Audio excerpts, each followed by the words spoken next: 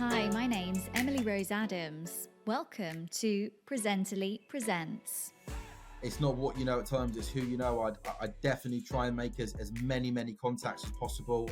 Anyone you know that knows someone, try and use that contact. If you get into somewhere, try and get as many emails as possible, try and get as many mobile numbers as possible, because I think that's really, really important, right? The more people you know, the more people that can help you. If you do like something that isn't football, try and make the most of it. Try and make that your own thing, so you're the go-to guy or girl. Oh, there's a rugby story, England sacked their head coach, bang, we're going to call you, we're going to get you on, and then we're going to go and send you down to Twickenham to interview the new head coach.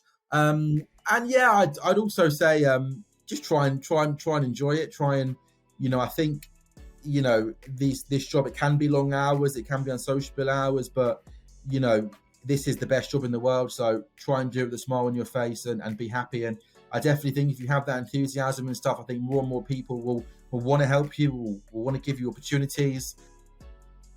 Today's Presently Presents guest is a talented sports presenter who's got experience of working at TalkSport for the last 3.5 years on The Breakfast Show. He's got thousands of hours of live broadcasting experience under his belt and has had the pleasure of interviewing some huge celebrities in the sporting world, including Jordan Pickford, Declan Rice, and even The Rock as well. He's no stranger to a 3 a.m. alarm, but does have the luxury of working across some huge sporting events, including the World Cup, Cheltenham races, and England cricket tours. They nickname him Super Sam at TalkSport, and I'm not surprised because he brings an amazing energy on air and also has loads of banter as well. Today's Presently Presents guest is Sam Ellard. Hey! Emily, how are you? Thank you so much for having me on. Thanks for coming on. What did you think of my little intro? I thought, having watched you on Talk TV, giving us the news and the sport and doing it seamlessly, I expected nothing other than you to absolutely nail my introduction. It seems weird hearing someone call me Super Sam that isn't Laura Woods or Ali McCoy, but it's going to stick with me forever, I think.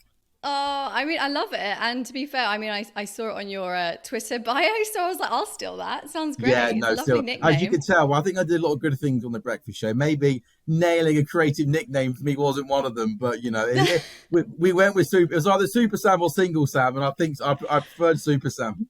Oh, I love it. It's such a good name. And thank you for briefly mentioning my sports bulletins there, because I'm not a sporting expert like yourself. I think, we've crossed paths. We sort of know each other from the news building. I'm at Talk TV, as you mentioned, and you're at Talk Sport. So we kind of cross paths because the radio stations are right next to each other. The radio side of it. And I've seen you sort of really early in the morning and you're always like super chipper, loads of energy. So I can see where you get the nickname Super Sam from. I just don't know how you do it. You're like one of those people who kind of goes around the whole room, knows everyone's names, even if you've met them for like 2 seconds, asking everyone how they are, like super energetic. Whereas for me, I'm not doing such early mornings anymore, but when I remember just being very quiet and like, oh, I can't talk yet. Let me have some caffeine. Yeah, I think it's kind of just my natural personality. I think like we have really cool jobs and, I feel very lucky to be doing what we're doing. And I think we get to meet so many cool people, whether it's famous people that come on the radio stations or whether it's, me to you, people that work for other radio stations. I think that's just kind of always been my natural personality. And I think that I have a lot of strengths, but certainly I think the sort of ability to maybe bring people up and put a smile on people's faces early on in the morning is something that I think is pretty cool. And I always just try and bring the energy. The only thing with that though is that because I am quite naturally a positive person and a happy person, like talking. If there's ever like a moment in the day where like, right, I've got to do this piece of work, I'm on air in half an hour and I'm like in the zone, I'm writing, people always come up to me and say, is everything all right, Sam? You haven't spoken in half an hour. Are you feeling down and stuff? So like, if I ever have a moment, I've got to crack on. People think something's wrong matter with me, but no. I think, as I got to know you, Emily, you sort of, became a little bit more, I think first time I met you, you were like, whoa, this guy's quite full on. I'm just going to walk away. And second time, you're like, not him again. But then third, fourth, fifth time, you're like, okay, he's quite cool. And now here we are on the same podcast together. I know. That's how things go. I think sadly in the world of news, you get so bogged down with, I think at the time, when you're doing every half an hour updates, you're like, your head's in like, what's the story saying? And you have to get everything legally correct. Yeah, You're not sure. just presenting it, you're sort of producing it. And sometimes when some of the guys from TalkSport would come over and be like, hey, how's it going? I'd be like, please don't talk to me. I'm very busy. So I Yeah, true. apologize if that Whereas, was. yeah. Whereas, you've got to get all that legal stuff right. I'm just basically like, who's coming top four? Are England going to win the cricket? It's a little bit more chilled out on our station, Yeah, isn't it? you're there to have a good time, but you are incredibly good at your job. Thank You you. are a sporting expert. I'd like to get more into the kind of the sports side of stuff soon, but first, where are you now with your career? So you've been 3.5 years on the Breakfast Show, but you're kind of moving on to a new project now.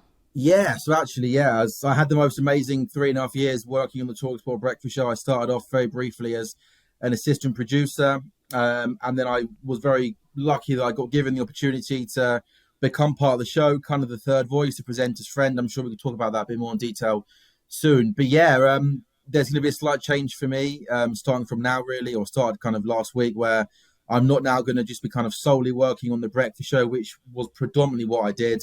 I'm going to kind of be working as a roving reporter, going into sort of all shows. I'm going to be covering a lot of live events, a lot of football, a lot of cricket. So at the moment, I'm on the road covering the Ashes, which is super fun. And then kind of when the football season comes back, I'll be doing a lot of football matches, doing a lot of the interviews, a lot of the press conferences, and just kind of throughout the week, kind of trying to go into and getting out and about and doing as many events as I can, junkets, kind of also non-football, non-sport stuff. With kind of the aim, trying to get as much good content as I can throughout the week that will get used throughout shows. And also I'll get used, throughout shows if I've been to a big game on a Sunday, or, I mentioned that I do a lot of cricket. I'm sure my voice will still be heard covering cricket. So yeah, it's going to be a new challenge, an exciting challenge, one that I'm looking forward to. And yeah, I'm not for the first time. And so also when I first joined TalkSport, I started on TalkSport 2 for 3 years working on the breakfast show there. So I've done 7 years in total working on breakfast hours. So also for the first time in 7 years, not waking up at 3 a.m. But yeah, I think this role is going to be super exciting. I think that I'm going to have a lot of free reign to kind of go out and be creative and do what I want. Obviously, I'll be working with one of my line managers kind of throughout the week at sort of working out what I'm going to be doing and where I'm going to be. But I think I'm going to get to go and do and see and interview a lot of cool people and go and do a lot of cool things. So yeah, a lot of time on the road at sporting events, interviewing people. So I'm looking forward to it.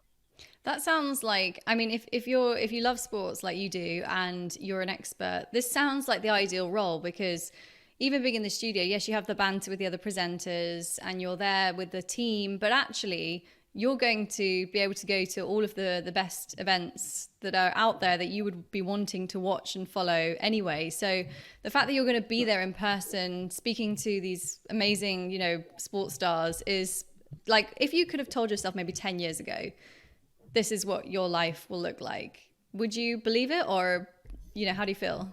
No, I mean, I think even if you look at what I've sort of done in the last kind of 6 months, I went to Qatar to do a World Cup. I went to cover the England cricket tour of New Zealand. So no, I never thought I'd be doing this, and then kind of just being on the TalkSport Breakfast Show, working with legends like Laura Woods and Ali McCoy's definitely not. But yeah, to answer your first question, yeah, absolutely.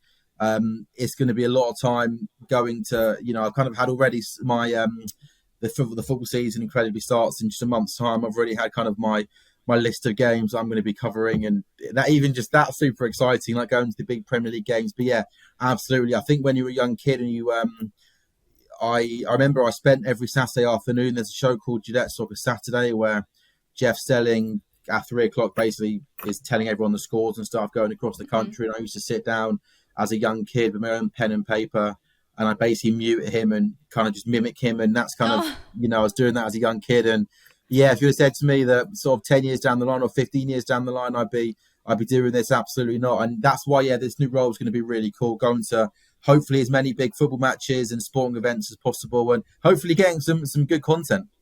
Amazing. Yeah. And I guess like the ideal situation for everyone at the station is that you'll be sending stuff that they can use across all the shows, because everyone wants good content. So it's not like you'll be appearing on one show. Maybe you and your bulletins as well could be using it on Talk TV. Yeah, exactly. Would love that. We can throw to you at any major sporting event and have you there with a camera crew.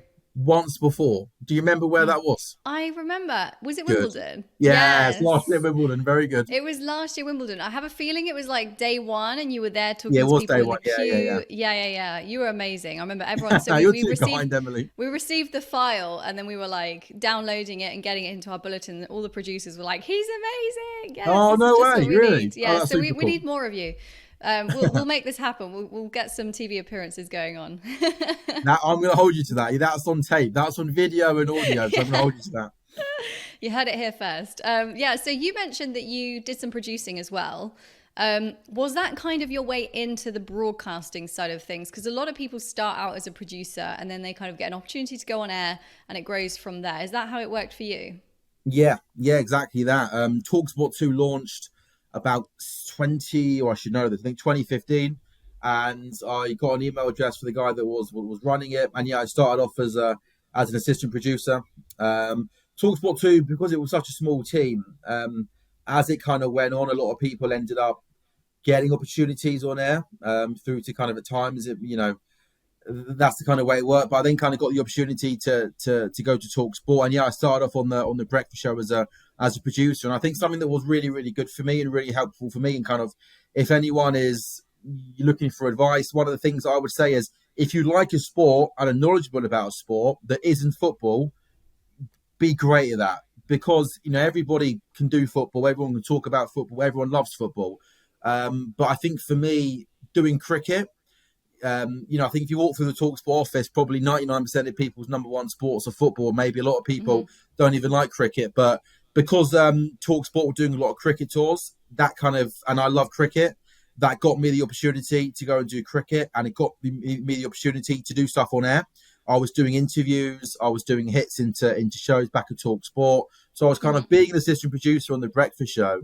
But I think through doing cricket and being able to show people that I could do stuff on air, I think that's how I kind of got the opportunity to be on air. And honestly, I remember it so well. Like a week before one of the football seasons started 2 years ago now, my boss at the time was Lee Clayton, and he sat me down in a meeting. Was like, "We think you're really good on air. We love the stuff that you're doing. We want to take you off production." And they kind of created an on-air role for me, where I was kind of the presenter's friend, the third voice, Super Sam, and I sort of came in and out of shows, in and out of the breakfast show, doing different bits. And yeah, that was honestly the most amazing thing ever. And I think my profile really really kind of went up from that.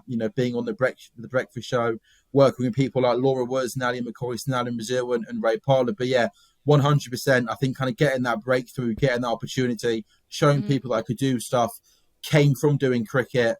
And then kind of from there, I kind of got opportunities here and there, like, oh, we need someone to do a pay-per-view this morning. Yeah, Sam can do that. And then I kind of got the opportunity to become just kind of an on-air personality. That sounds weird to say about yourself, doesn't it? That's amazing. Really, really sound advice, because I think as presenters, a lot of people say you should find your niche, because there are people out there who just want to do like a bit of everything, don't know where to start. And a lot of experts would say, find your niche. Definitely. And I think most people would presume that being a sport presenter is a niche, but actually what you're saying is you can find a niche within the niche, which can kind of stand you out from the crowd. I know that I'm sure he won't mind me mentioning John Jackson. He's an F1 kind of expert, isn't he? And he travels and follows all of the I don't even know. I mean, I'm so my sports knowledge is not great. He's got Formula One, and esports. Yeah.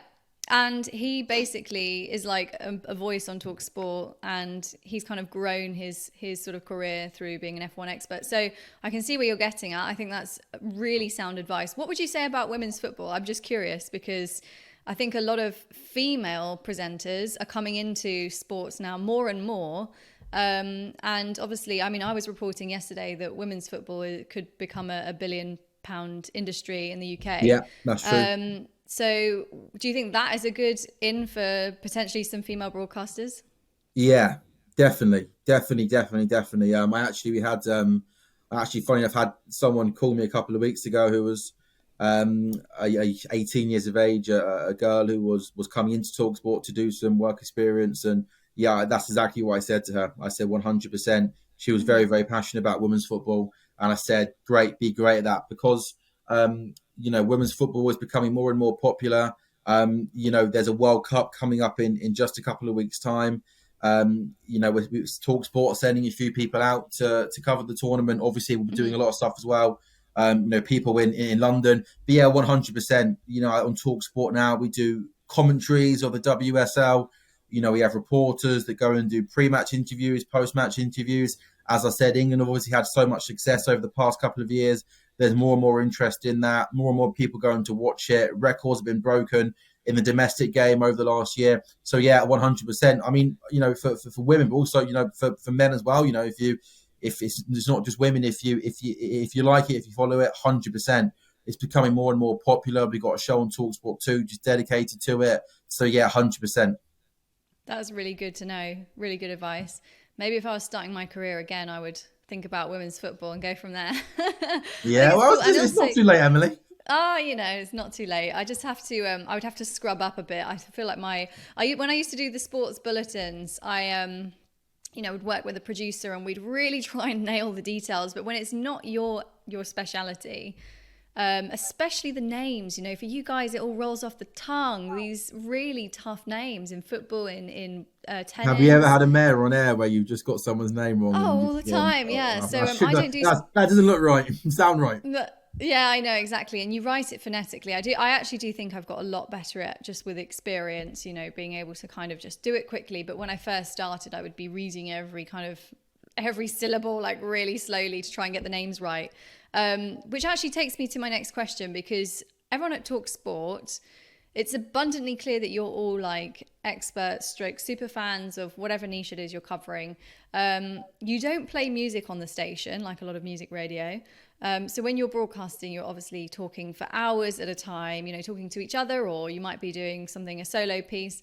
So you really need to know your stuff to get to that level.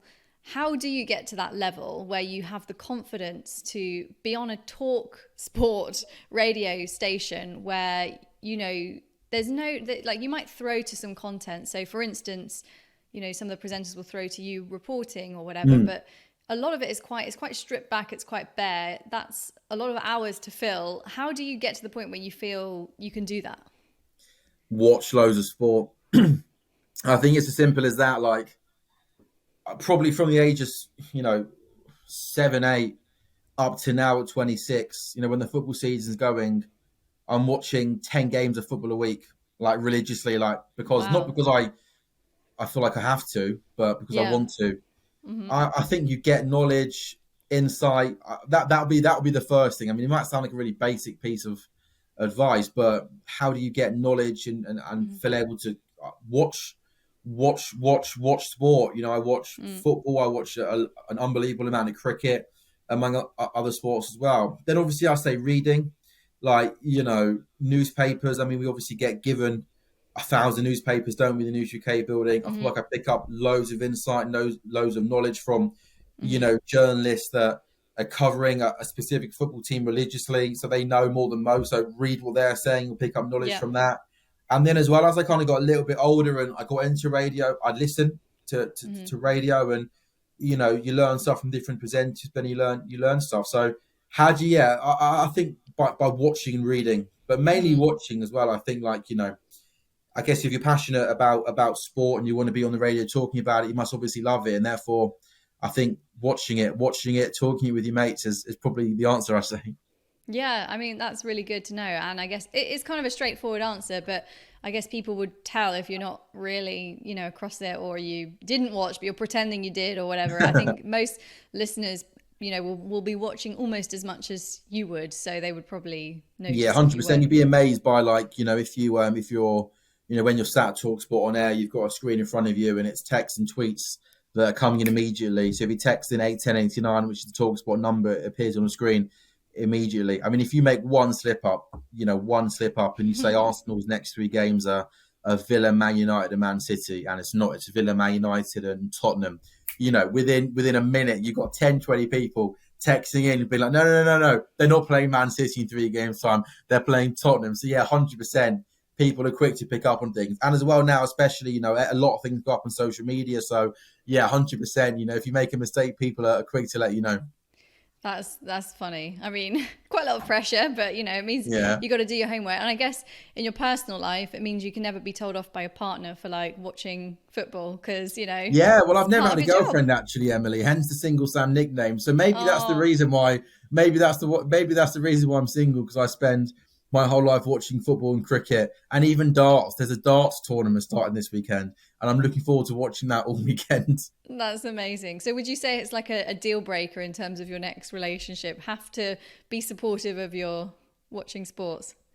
Do you know what? I mean, it's funny that yeah, I guess, yeah, but also as well, and you'll know this as well because you do unsociable hours. It's also just the hours, isn't it? I mean, for 7 years, I've done waking up at 3:30 in the morning, and then kind of your day often finishes at 1, and then kind of once you finish up for the day and you get home. I mean, I don't know what it's like for you, but you kind of don't want to do anything, and then you're on WhatsApp groups with your mates, and it's like a Thursday, and they're going out for drinks, and you're like, no, Mm, I can't meet up. I can't even get into town for 7 for a drink. When really that's when I'm looking to go to bed. So it's kind of the hours as well more than anything. And sort of now with these out the change for me, it'll be a lot of weekends working, a lot of late mm. nights working. So kind of my hours have changed. But you'll know that, won't you? Right? I mean, Oh yeah. it's with the early starts. It must be hard, right? To just at times to kind of live a normal life, right? Oh, absolutely. Yeah, I think, I mean, I've got the luxury right now of having slightly more normal hours, but almost the same as you, about 6 years of earlies.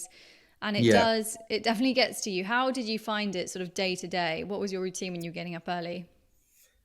It's a good question. I'll be honest with you. For, so let's say, the 7 years, for like 5 years, for the vast majority of it, I would always normally try and just power through and not sleep in the afternoon. And I Mm, would say that's quite rare. Like I think the majority of people that do the earlys would have some sort of nap, even if it's just like an hour or 45 minutes. But I didn't need to be honest with you. Maybe it's mm, because when I started off, I was quite young, like in my early mm. 20s. But I also kind of didn't want to as well. I kind of saw the one benefit, the one positive of being up really early to kind of have your afternoon to yourself. So therefore, Mm. I didn't want to be in bed for most of the afternoon. And then Yeah, also you wake up and it's then maybe harder to get back to sleep. But so so true. for 5 or 7 years, I was kind of okay. Like maybe on a Thursday or something, I'd have a nap, but I'd normally just be okay. But I definitely say for kind of the last year or two of doing the early starts, I needed an afternoon nap, and it's something that I'd end up looking forward to coming home and sort Yeah. of, having that hour and a half, 2 hours of just chilling because I felt like I needed it. So I don't know whether maybe just kind of as I got into my late 20s, old age, whether it all kind of caught up with me, and yeah, I kind of need something in the afternoon just to keep me going. You're still very young, Sam. It's No, that's it. ridiculous. Honestly, the TalkSport floor is so young these days. I'm a veteran at 27, Emily.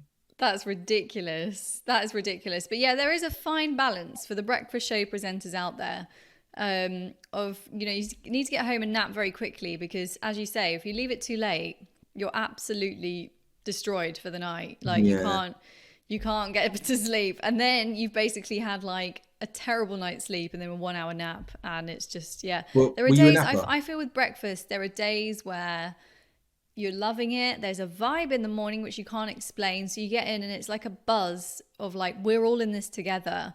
And I mean, everyone loves to talk about how much sleep they either did or didn't get, which I always think is quite hilarious. And also quite a boring kind of thing that we all get obsessed with. Can I just throw one thing in there, though, right? Like, I never minded the people that work the same hours as me talking or moaning about their sleep. That's fine. We're in the Yeah. same boat. The thing that I would always amaze me, right? I've been up since 3 in the morning, is that there'd be someone else working on a later show that get in 8 o'clock in the morning. And I go, how are you, mate? And you go, oh, I'm absolutely knackered. I'm like, what? You've got into the office at 8. I've been here since 4:30. How can you tell me that you're knackered? But no, I Yeah. think that's an interesting point you made up there, kind of that buzz and stuff. And that's 100. I feel like I've spoken about kind of being on the road and stuff and doing cricket tournaments and Hmm. football events and stuff. That's unbelievable. But yeah, I definitely say that in this new role, one thing I'm definitely going to miss is that kind of buzz of working on the breakfast show. And when I was on it, I know she just left, but I worked with Laura Wood, Ali McCoyce, Mm.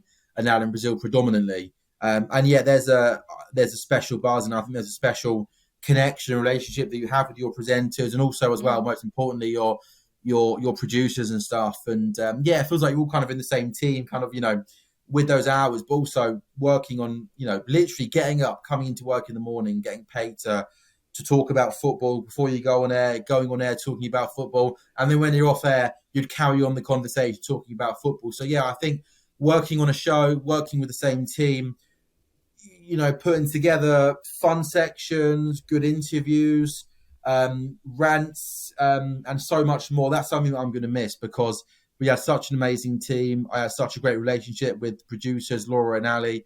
And yeah, I felt like we did a really good job. When on the show, we won an award for Best Breakfast Show. Laura won an award for Best Speech Presenter or Best Breakfast Presenter. I should probably know that. She'd probably kill me for that. And yeah, that connection, the harmony, and you're right, the word you use is buzz. There's something special, isn't there, about a Monday morning and that red light goes on and you're off, you're away, you're ranting about something you saw the night before. And, certainly on the breakfast show, obviously we do talk about sport and stuff, Emily, but we were able to have a real license of having some fun as well and doing some silly things. So, if there was a silly, fun story in the front of the Daily Mirror, we were able to bring that to air and stuff and have a real laugh. And yeah, that we were able to do that as well. And definitely, I think that buzz is important as well. And I'll definitely miss that. Yeah, absolutely. I guess it's a different vibe, isn't it? Being in a studio and bouncing off someone, being a co-host, being a presenter friend, I think is the sweet spot because you're not so worried about the technicals. I did co-hosting and that kind of role quite a lot. And I did it actually for Chris Evans several times, doing news, but also being a presenter friend in the studio. So That's cool. Has a 3-person setup. And not having to worry about pushing the buttons was always great for me. But it's sort of nice where you're not necessarily like the lead anchor, but you get moments to come in and think about what you're going to say, and you're an extra person who brings some extra energy to the show. And it's often like a really fun atmosphere, and especially when you've got a tight teamwork, because it seemed like you guys, I mean, just from walking past and seeing the atmosphere, it seemed like you were all so tight and you got on really well. And it comes through to the listeners. Like the listeners know, as you said, when the mic goes down, are they continuing that kind of banter and conversation about football, or are they walking out and going their separate ways? I think, you guys had such a good vibe. But I would say, like, for a lot of people who want to become a sports broadcaster, the idea that you're going to be out on the field and meeting the stars and doing that side of things is probably also a dreamy situation to be in. And as I mentioned in my intro, you've interviewed some huge sporting stars like Declan Rice, Jordan Pickford, and The Rock. Have you got any highlights where you would say, like, that was like a pinch me moment in your career where you thought, I can't believe that's just happened? I think The Rock. I mean, like, I think he's probably like one of the most... I'm trying to think of like more famous people than him. I think... Not that we base our lives on Instagram, Emily, but like I think only Cristiano Ronaldo and Lionel Messi are the only 2 people on the planet that have more followers than The Rock on Instagram. So like, no, I mean, doing The Rock was definitely a pinch me moment. And also as well with The Rock, I only found out about it the night before. So it was literally like a Sunday evening. I got a phone call from one of the producers being like, I need you to go to this hotel tomorrow at 2:00 for an interview. I was like, yeah, fine, cool. I imagine it'd be some sort of sport, someone in sport or something. I was like, who am I doing? He was like, The Rock. I was like, what? So I had to quickly watch the movie, which was, I mean, I'm sure. What movie was it? Black Adam, which, by the way, I hope The Rock's not listening to this. Dreadful movie. I thought it was an awful movie. And then literally I was sat in front of him. And like the process of getting to him was like, there'd be someone that would meet you at the entrance to the hotel. They then escort you into a room where there'd be another desk of people that want to tell you details and tell you cannot have a photo with him, you cannot do this to him. And then there'd be another set of people that like the process to actually get in front of him was like a mission. And then everyone was so like, a little bit stressed and stuff. And he literally was the coolest person you will ever meet in your life. I went into the room. He got out of his seat to sort of give me a bro-man slap like that, give me a hug. And he was so cool. And I was quite lucky, to be fair, because I was the first interview he'd done that day. And there was a couple of technical problems before, because they were recording everything their end. So I was able to kind of have a little bit of like, even just 90 seconds chat with him, like about London and stuff. And that was really cool. And then I interviewed him and I was like, this is The Rock. I'm going to ask for a picture. I don't care what anyone says. Absolutely. And I got a picture with The Rock and he was so cool. And no, I'd say The Rock. I mean, he was also like even bigger in real life than Really? like he looks ginormous, doesn't he, on TV? Yeah, yeah, He's yeah. even bigger. But yeah, I'd say The Rock's probably the number one person that I've done that was a bit pinch me. I think yeah, that was pretty cool. That's really awesome. Yeah, he has a great aura that comes across on camera, so I can't imagine what that was like in person. Did his I'm guessing the people who sort of spoke to you before you went to interview him, were they probably his PR team? Yeah, I think his PR team, and I think the PR company that I think were Yeah. putting it on. But no, I should say no, I was very lucky. They're very good to me that I managed to get the interview slot. There was just I think there were so many people around. There was a lot of people there and stuff, making sure everything went to plan. But no, I was yeah, it was good fun.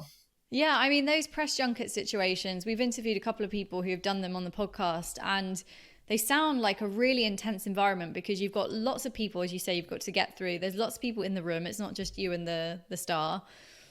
And you've got such a short amount of time, and you want to get all those right answers, and you also don't know because these stars have, I'm sure the Rock was great, but there are some who potentially don't love doing that side of it. So some musicians, for instance, they love the music side of stuff, but they hate having to do all the press. And I once interviewed a singer who got sort of really annoyed with me about asking what it was like juggling being a mother and a singer, and she didn't want to talk about her kids and got all very funny. And Really? and it's and you never really know what sort of state of mind they're in. They're under a lot of pressure. So from what I've heard, those sort of junket interviews can be like really hard to navigate. I think the time thing is definitely the hardest because I got 5 minutes with The Rock. Right. And 5 minutes is nothing, right? And you Yeah. think of, you sit down with your producer and, you will have ideas of what you want to ask him. And you end up having like literally 20 questions each to him. And really, you kind of got to ask one as well about the movie, don't you? Yeah. About Black Adam. You have kind of to. like, because that's why you're there, right? And then that kind of then takes it down to 4 minutes. And yeah, you're right. It's so hard to kind of try and work out kind of really what the four best things kind of you are going to ask him. And then by the way, when 5 minutes is up, like they you're not going to get 6 minutes or 5.5 minutes. They if you're doing it on Zoom, they will just stop the Zoom meeting. Like you don't even have time to say goodbye. But with this, it's like, they sort of say someone's behind you saying you got 1 more minute, 30 seconds. So you kind of know. And then it is because look, to be fair, I think that he was doing 50 people that day. So, if everyone goes over by a minute or two, then, the poor bloke at the end is going to have to sit there 2 hours late. But no, it was an amazing experience. 50 interviews in a day. I think he had that many. And I think he'd done like 6 or 7 days already building into that day. So, yeah. But so you can see why they get a bit exhausted. And yeah, sometimes no, of course. But he was great, though. And I think you're right. I was quite lucky that, as you said, you had an unfortunate experience. Whereas, I had one where I think, he's a pretty cool guy. Everyone can see that. Yeah. And also your personality, I feel like you're the perfect person to go in and do that. Oh, you're because too nice, Emily. You get on with everyone. I'm going to embarrass you now, okay? Because my mum has Talk TV on. She's addicted to Talk TV, like genuinely. Amazing. I don't live at home anymore, but if I ever go home, it's on. And every time I see her, oh my goodness, she basically just runs me through what's been happening on Talk TV. And I don't think she still can get her head around the fact that, like, we're on the same floor. So she's like, oh, do you know Julie Hartley-Brewer? I'm like, yes, I literally every day. And she says to me, you're her favourite newsreader. She loves your name. And your voice is very soothing, she says. Oh, that's so sweet. So I need to say hi to your mum now. Emily. That's really kind. I love that. So sweet of her to say. Yeah. Well, it is a very different vibe though. I guess like TalkSport is more like, I do feel like, Talk TV is more political. You're interviewing like MPs, you're scrutinizing. So it's kind of, you don't have so much of the kind of fun, I get that. Group. Whereas you guys have the kind of good morning, let's wake everyone up. Let's bring all of our energy. Very similar to the Chris Evans show. So those 3 radio stations are all right next to each other and they're all very different genres. But I've seen Chris kind of running in to speak to Alan Brazil a few times on TalkSport. Yeah. So there's that kind of nice Yeah. They actually get on really well. They're quite good friends. Yeah. Oh, good. We like that when people get along. We all get along at the News UK building, Emily. Come on. Yeah, we do, of course. So what would you say? I mean, we've spoken about the early mornings and how that can impact your lifestyle. But what would you say are this kind of downsides of going into this industry, if there are any? Because, you know, as you've said, dream job, doing what you love every day, you know, working in a great atmosphere. But are there any moments where you think, oh, this is actually quite tough?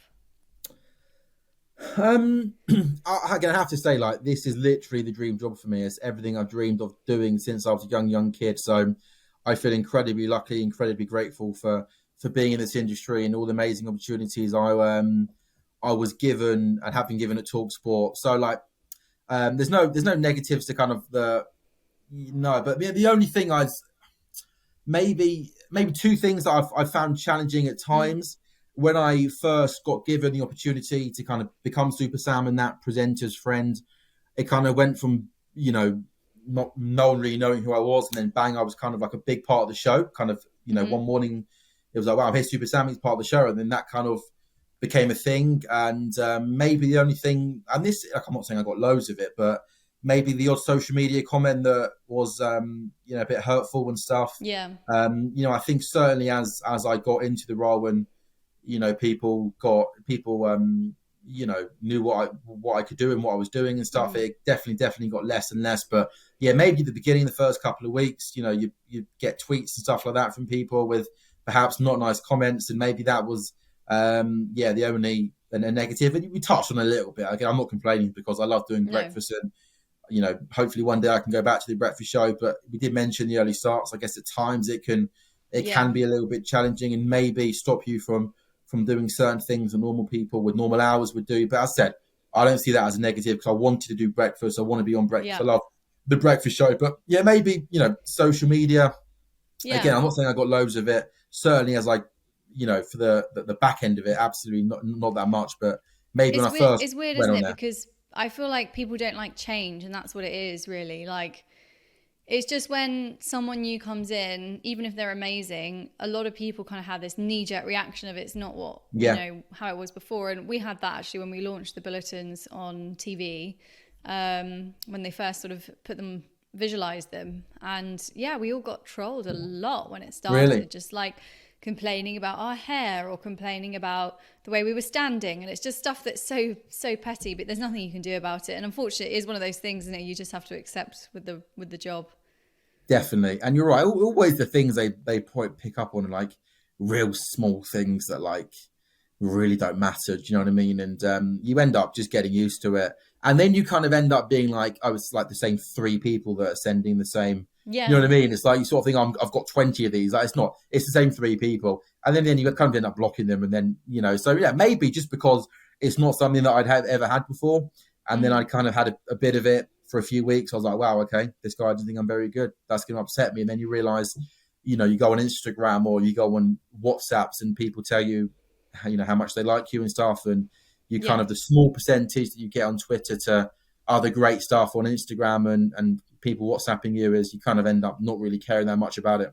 Yeah, absolutely. And I think it's a good realization to have, is like, not 100% of people will love me. Like, and there's nothing I can do about that. Like, you know, and I can vouch for, like, you know, I'm sure pretty much everyone does love you. It's just there are some very strange, you know, odd people out there who for some reason they get joy out of sending those kind of messages. Yeah, and I have to say, I think it's the same for everyone. Like, you know, I mean, you can, you know, as I said, when we got the sort of texting screen in front of us, it's just people just want to just be nasty to people and stuff. And as you said, I kind of almost think like sometimes no matter who sat there, what they're doing, what they're saying, I think people just in life want to be nasty. I think it's kind of just unfortunately part of society. Yeah, absolutely. And I always found it weird with news as well, because I think we're not sharing our opinion. You know, there's nothing opinionated about this. It's just the news. And it would get people so mad about like the stories that we were talking about. And they'd sort of take it out on you as if you were the cause of it, which I used to find pretty much amusing, to be honest. Yeah, it's all your fault, Emily, that these things are happening. Now that's a bit harsh, isn't it?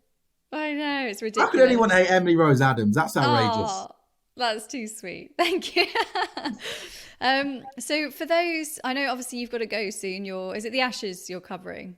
I'm actually covering T20 finals day first on Saturday at Edgbaston in Birmingham, and then we go on to the Ashes at Manchester. Yeah. Amazing. Well, I wanted to quickly ask before we go, what are your top few tips for people who are at the very beginning of their career and they're thinking of going into sports journalism, sports presenting, reporting, what would you say are the best sort of few things you could do? I feel like this first bit of advice is probably the kind of advice that everyone gives everyone. It's what I was given. In the end, it gets a bit boring. You roll your eyes to it, but I definitely think it's true. It's not what you know at times; it's who you know. I definitely try and make as many contacts as possible. Anyone you know that knows someone, try and use that contact. If you get into somewhere, try and get as many emails as possible. Try and get as many mobile numbers as possible. Because I think that's really, really important, right? Mm-hmm. The more people you know, the more people that can help you. We kind of touched on it earlier, but I think if you do get your foot in the door, try and be a little bit different. And, if it is TalkSport, obviously make sure you know your football and stuff, definitely. But, TalkSport now, from using that as an example, because I work there, it does a lot of cricket, a lot of boxing. Mm-hmm. We do rugby commentary. So, if you do like something that isn't football, try and make the most of it. Try and make that your own thing. So you're the go-to guy or girl. Oh, there's a rugby story. England sacked their head coach. Bang, we're going to call you. We're going to get you on. And then we're going to go and send you down to Twickenham to interview the new head coach. Yeah. I'd also say just try and enjoy it. Try and, I think, this job, it can be long hours. It can be unsociable hours. But, this is the best job in the world. So try and do it with a smile on your face and be happy. And I definitely think if you have that enthusiasm and stuff, I think more and more people will want to help you, will want to give you opportunities. I think that's my advice. I feel like that's bad advice, but that's what works for me. No. Honestly, that's so valuable. Honestly, even to me, I'm like, that's really good advice. Yeah. Especially you can show a bit more enthusiasm in the mornings, Emily. When I see that morning coffee, a bit more of a smile. Maybe have the coffee before you get to work, so by the time you arrive, true. You're not grumpy. That's a good piece of advice. But yeah, especially the networking, I think that is crucial, and I don't think people realize just how important it is that it's about being front and center of someone's mind. So just checking in with people, reminding them you're there. If you don't have a job yet, just sending out your show reel on a regular basis to people who might give you a job. Keep just promoting yourself on LinkedIn, all of that stuff. I think just remaining. And social media as well. Is that? Yeah. That's how I remember last year seeing your Instagrams being at the World Cup and just seeing how cool that was. And I think just sharing all these updates, it reminds people of what you've done in your career and why you're good at your career and all the sort of achievements you've had. Yeah, I definitely. And then also it's just a way to to get more followers, and then you get more people that know who you are and know what you do and stuff. So absolutely, yeah. And I definitely say social media and trying to let people know. My social media account is basically like a work account, really. It's just letting people, if you do something cool, make sure you put it up and stuff, and then it can get reposted and it gets your name out there more, doesn't it? People will say to them, "Oh, wow, did you see that? The interview Sam did with The Rock," and so I definitely say as well, if you do something cool, put it out there so people know who you are and know that you've done something pretty cool. Great advice. Well, Sam, you are absolutely rocking it. I'm I really enjoyed excited that. That for was you. fun. Yeah, and your next role, I'm really excited to hopefully see a bit more of you in the news building, because I'm now working not morning, so maybe our schedules will cross over at some point. Hopefully. But yeah, good luck with your new role. And thank you for having so me much on. for coming It's been good fun. No, thanks for having me, Emily. I appreciate it.